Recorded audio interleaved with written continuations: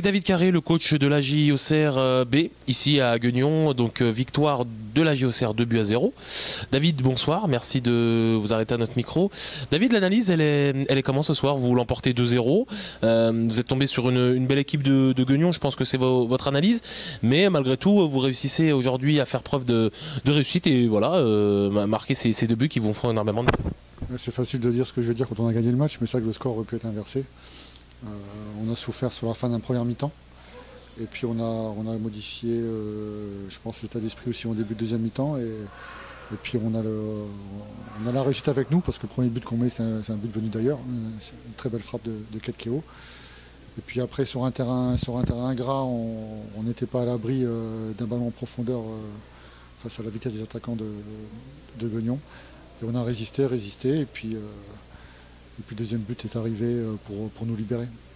C'est un peu important le changement d'effectif. On sait qu'une réserve, elle fonctionne aussi avec certains éléments de l'équipe 1. Aujourd'hui, il y avait Billy Ketkeo-Fonfon qui a été bon et qui a surtout été décisif. C'est important pour vous d'avoir ce renfort-là?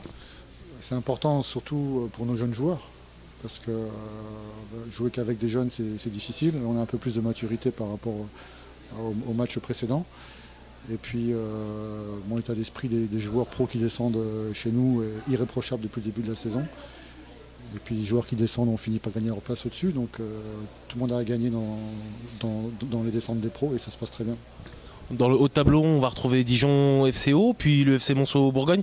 Aujourd'hui, Monceau a gagné. C'était important pour vous de gagner aussi pour tout de suite envoyer un message aux autres concurrents directs, parce qu'on savait que la poule serait relevée. Et c'est à l'image de ce qu'on voit depuis quelques semaines. Oui, écoutez, nous, l'année dernière, on a loupé la montée pour 1 minute. Donc les résultats, c'est vrai qu'on les regarde pas trop. C'est surtout au mois de mars où on verra si on est dans le sprint final ou pas.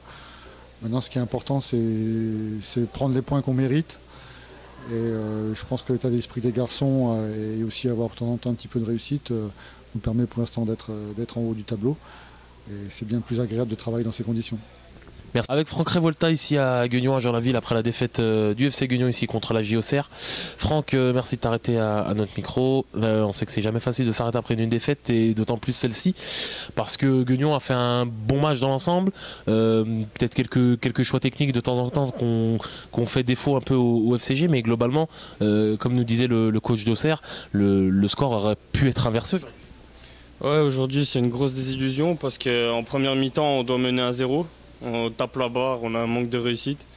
Et après en seconde mi-temps, ils mettent un but venu d'ailleurs. Et après à 1-0, le match était totalement différent.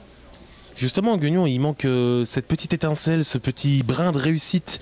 Qu'est-ce qu'il faut faire et quelle est la solution à ce remède? Il faut travailler encore et vous vous dites qu'à un moment donné ça va rentrer, ou alors on se remet aussi un petit peu en question et se dire que techniquement il faut qu'on progresse. Non, bien sûr, on se remet en question. Après, ça passe par le travail. On va continuer à travailler à l'entraînement. On a toujours confiance en nous. On sait qu'on manque de réussite en ce moment. Là, elle tape la barre. Elle aurait très bien pu aller dedans. Voilà. Donc aujourd'hui, il faut travailler encore plus que ce qu'on fait. Et là, l'efficacité va revenir. Merci.